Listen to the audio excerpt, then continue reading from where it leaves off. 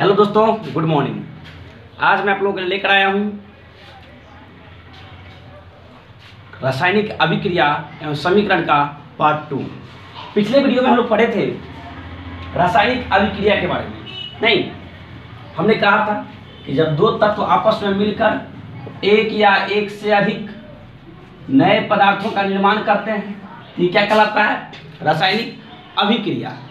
लेकिन रासायनिक अभिक्रिया को तो हम लोग कल समझ लिए, लेकिन आज हमारी मूल बातें हैं रासायनिक समीकरण कि ये रासायनिक समीकरण क्या होता है, इसका उपयोग हम क्यों करते हैं, इसको हम कैसे लिखते हैं। जैसे मान लीजिए मैंने कल कहा था कि मैग्नीशियम के फीते को वायु में जलाने पर मैग्नीशियम ऑक्साइड प्राप्त होता है, तो ये मैंने भाषा में कह दिया।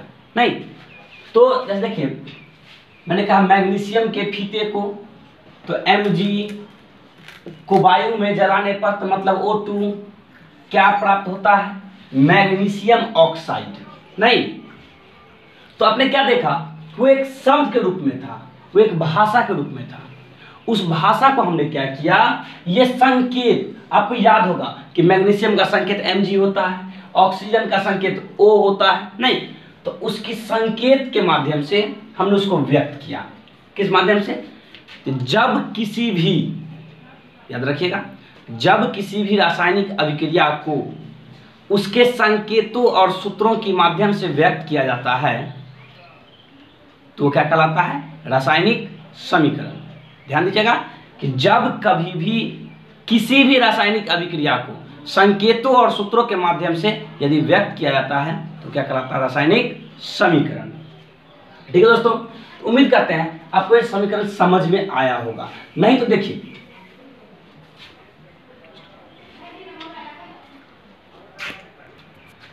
ठीक है दोस्तों, उम्मीद करते हैं रासायनिक समीकरण आपको समझ में आया होगा। तो रासायनिक समीकरण जो होते हैं वो दो प्रकार के होते हैं। रासायनिक समीकरण ये दो प्रकार के होते हैं। एक होता है संतुलित रासायनिक समीकरण,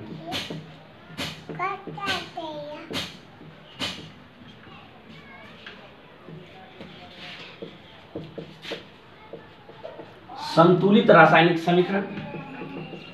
दूसरा होता है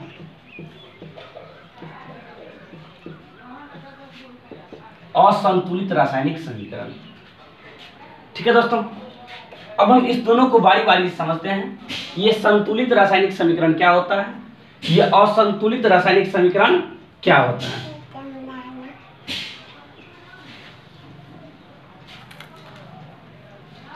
देखिए, संतुलित रासायनिक समीकरण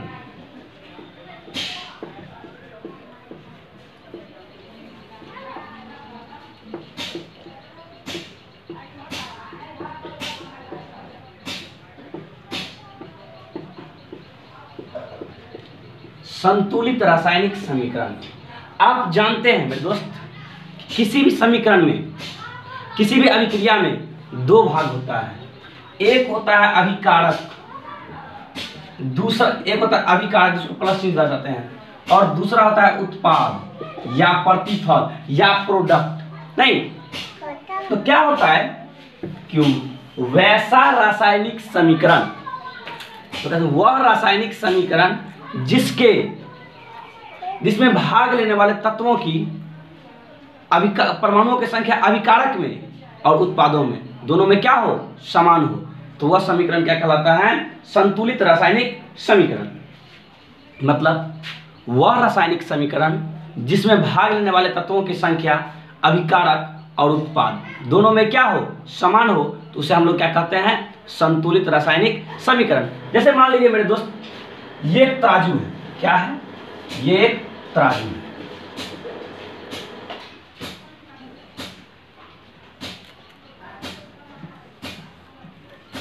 ये एक तराजू है, इस पर भी 5 केजी का लोड है, इस पर भी 5 केजी का लोड है।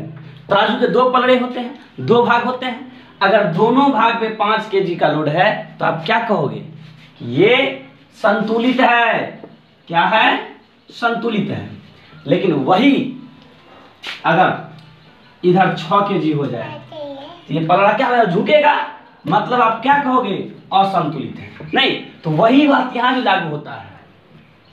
वही बात यहां भी लागू होता है कि संतुलित रासायनिक समीकरण वह रासायनिक समीकरण जिसके दोनों भाग अभिकारक और उत्पाद दोनों और तत्वों की संख्या क्या होती है, समान होती है, तो उसे हम लोग क्या कहते हैं, संतुलित रासायनिक समीकरण। जैसे देखिए Mg प्लस O2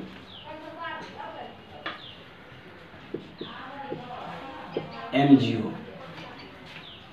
ये क्या है, ये भी असंतुलित है, लेकिन इसको अगर हम 2 से यहाँ गुणा कर दिए, 2 से यहाँ गुणा कर दिए, तो देखिए मैग्नीशियम की संख्या उत्पाद में 2, अभिकारक में 2, ऑक्सीजन की संख्या अभिकारक में 2 और मैग्नीशियम की संख्या से गुणा हो जाएगा मेरे मित्र, कितने हो गए, बराबर है ना। तो मतलब ये क्या है, संतुलित है। क्या है, संतुलित रासायनिक समीकरण है। लेकिन इसी में अगर हम इस 2 को हटा दें, इस 2 को हटा दें, तो अब ये क्या हो गया, असंतुलित हो गया। क्योंकि आपने संतुलित रासायनिकरण समझा कि संतुलित रासायनिक समीकरण वह रासायनिक समीकरण जिसके उत्पाद और अभिकारक दोनों में तत्वों की संख्या क्या हो, समान हो, ठीक। और दूसरा क्या है, असंतुलित रासायनिक समीकरण वैसा रासायनिक समीकरण जिसे भाग लेने वाले अभिकारक हो, भाग लेने वाले तत्वों की संख्या अभिकारक और उत्पाद दोनों जगह क्या हो, अलग अलग हो, तो उसे हम लोग क्या कहते हैं, असंतुलित रासायनिक समीकरण। फिर से समझेंगे, वह रासायनिक समीकरण जिसमें भाग लेने वाले तत्वों की संख्या अभिकारक और उत्पाद दोनों में असमान हो, मतलब अलग अलग हो, तो वह समीकरण क्या कहलाएगा, असंतुलित रासायनिक समीकरण। जैसे आप देखिए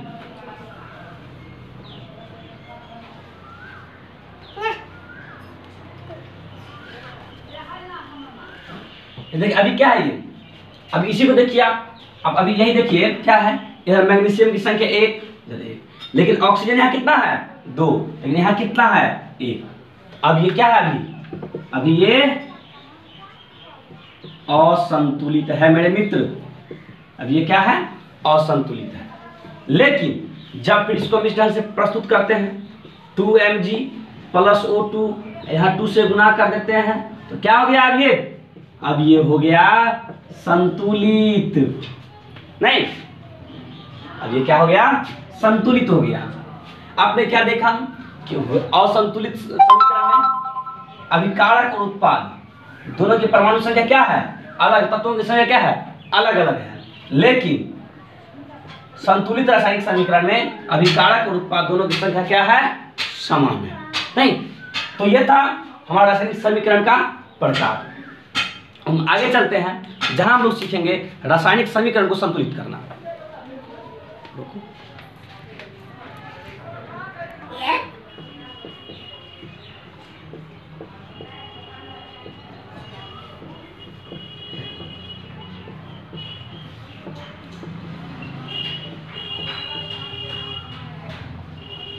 शब्द रासायनिक समीकरण, हमको समीकरण संतुलन में इसकी बहुत अधिक आवश्यकता होगी। इसको समझते हैं कि ये शब्द रासायनिक समीकरण क्या होता है। कि जब कभी भी कोई भी समीकरण भाषा के रूप में दिया हुआ रहता है, कोई भी समीकरण भाषा के रूप में दिया हुआ रहता है, तो उसको हम जब शब्द के रूप में व्यक्त करते हैं, जैसे कहते हैं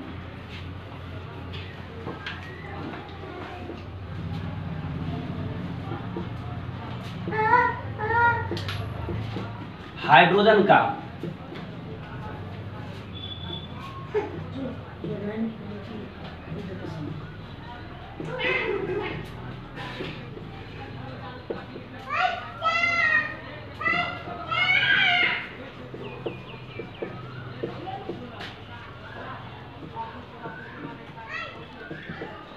कराने पर जल प्राप्त होता है। दोस्तों ये क्या है कि भाषा के रूप में लिखा हुआ है, इसको हम क्या करेंगे, शब्द के रूप में लिख देंगे। ऐसे लिखते हैं हाइड्रोजन प्लस ऑक्सीजन इसको एक तीर के चिन्ह से दर्शाते हैं और बदले में हमको क्या मिलता है, जल, नहीं तो हाइड्रोजन। ये क्या हो गया मेरे दोस्त, ये हो गया शब्द समीकरण। क्या हो गया, शब्द समीकरण। तो देखिए जब कभी भी किसी रासायनिक अभिक्रिया को रासायनिक अभिक्रिया की भाषा को शब्द के रूप में व्यक्त करते हैं तो क्या कहलाता है, शब्द समीकरण। ये बहुत जरूरी है।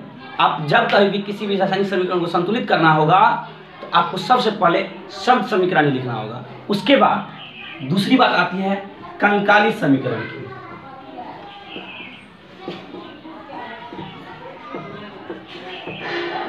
कंकाली समीकरण, ठीक है, ये क्या होता है, कंकाली समीकरण वह रासायनिक समीकरण होता है कि जब कभी भी किसी भी रासायनिक अभिक्रिया को हम उसको संकेतों के आधार पर लिखते हैं, संकेत की सहायता से लिखते हैं तो क्या कहलाता है, कंकाली समीकरण। देखिए हाइड्रोजन, तो हाइड्रोजन का H, ऑक्सीजन का O2, दोनों का अभिक्रिया हो गया तो क्या बन गया, H2O। अब ये असंतुलित है, क्या है, असंतुलित है। ये कौन समीकरण हो गया मेरे मित्र, ये हो गया कंकाली समीकरण।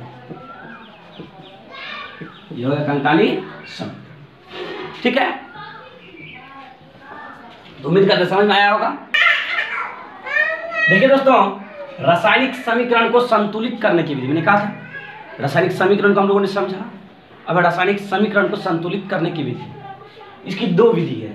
एक है अनुमान विधि, जिसको तीर तुक्का विधि भी कहते हैं या फिर हिट एंड ट्रायल मेथड भी कहते हैं। दूसरा है बीजगणितीय विधि। तो सबसे पहले हम सीखेंगे अनुमान विधि को, ठीक है।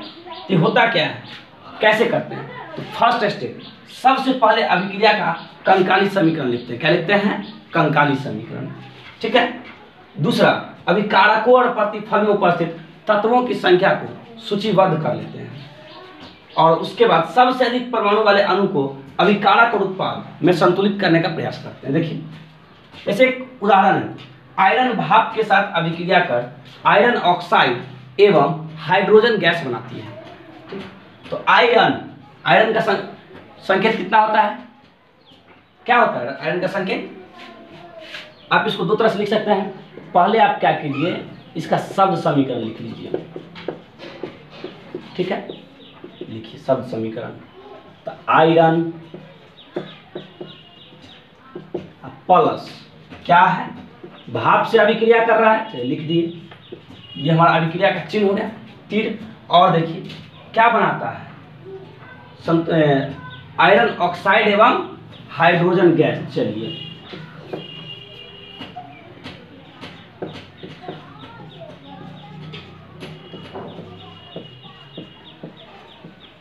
आयरन ऑक्साइड एवं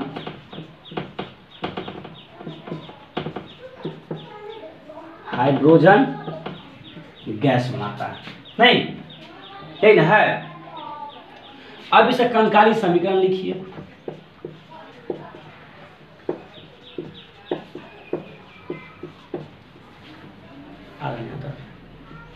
कंकाली समीकरण तो क्या है, आयरन, तो आयरन का सूत्र क्या, संकेत क्या होता है, Fe। अब भाप में क्या होता है दोस्त, जल ही होता है ना, भाप में क्या होता है, जल। तो क्या हो गया, Fe प्लस H2O, क्या बना रहा है, आयरन ऑक्साइड, मतलब क्या, Fe3O4 प्लस हाइड्रोजन गैस, मतलब। देखिए दोस्तों, पहला स्टेप पे क्या करना है, अभिक्रिया कंकाली समीकरण हमने लिख लिया। दूसरे स्टेप में क्या करना है, अभिकारक और प्रतिफल में उपस्थित तत्वों की संख्या क्या करते हैं, सूचीबद्ध कर लेते हैं, ठीक है। नीचे जगह कम होने के कारण हम इसको ऊपर वाले को मिटाकर सूचीबद्ध करते हैं।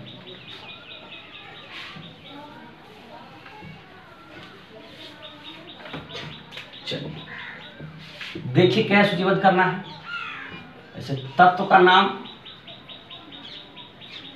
ठीक है, ऐसे लिखिए। अभिकारक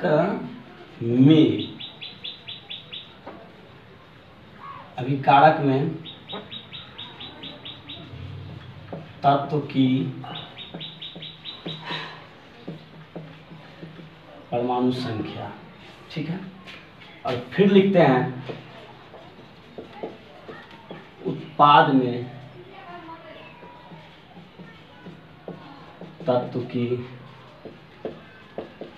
परमाणु संख्या, ठीक है। तत्व हमारा कौन सा है? एक है Fe, उसके बाद है हाइड्रोजन और क्या है? ऑक्सीजन। अभिकारक में कितनी संख्या है?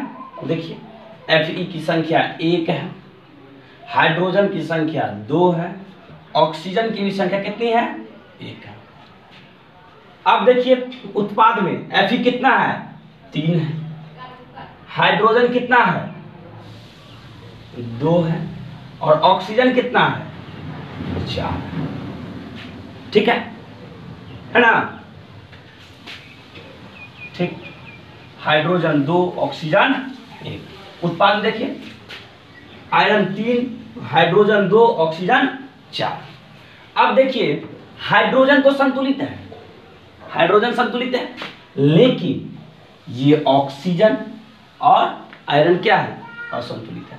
तो मैंने कहा था कि जो अधिक जटिल होगा पहले उसको संतुलित करने का प्रयास करते हैं।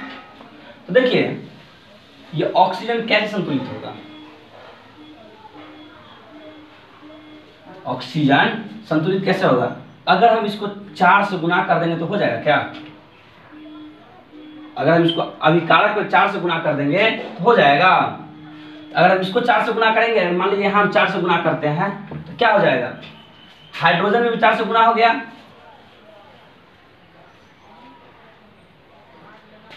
हाइड्रोजन में 4 से गुना हो गया, तो हमको यहां पर भी क्या करना होगा? हाइड्रोजन को 4 से गुना कर देना होगा, क्योंकि यहाँ का कोई असर नहीं पड़ा। हाइड्रोजन 4 दूनी 8, और यहाँ भी कितना हो गया? 4 दूनी 8, और ये कितने हो गए? 4। नहीं, वो संतुलित हो गया। अब देखिए क्या हो गया? अब फिर देखिए ये तो हो गया हमारा संतुलित, ठीक है। चलिए एक स्टेप में हमारा ये संतुलित हो गया।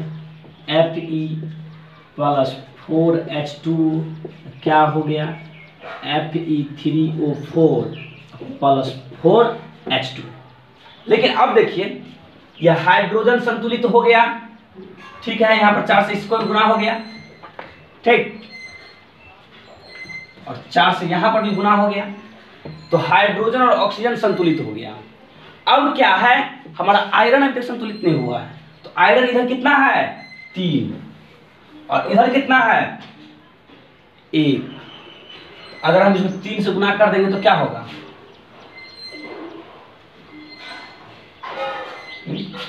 3 से गुना कर देंगे तो क्या हो जाएगा?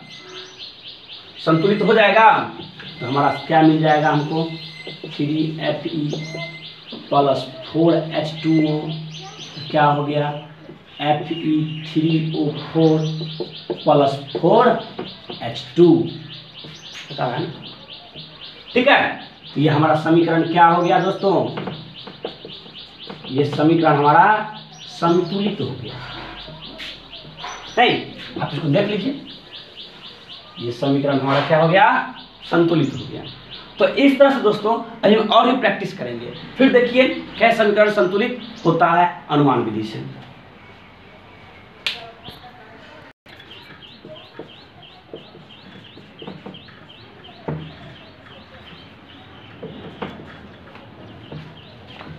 देखिए दोस्तों हमारा समीकरण क्या निकला?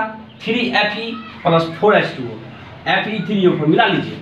इधर Fe कितना? 3, इधर कितना? 3, इधर ऑक्सीजन कितना? 4, इधर भी ऑक्सीजन कितना? 4।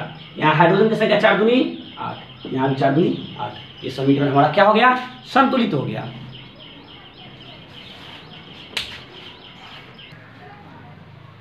देखिए दोस्तों अब यहाँ पर 2 समीकरण दिया गया है, अभिक्रिया नहीं दिया गया है, सीधा कंकाली समीकरण दे दिया है। इसको हमको संतुलित करना है, ठीक है। तो कैसे करेंगे? मैंने बताया था कि तत्व का नाम आप लिख सकते हैं, रिएक्टेंट को आप R सूचित कर दीजिए, प्रोडक्ट को P से। तत्व के पोटेशियम, Cl क्लोरीन,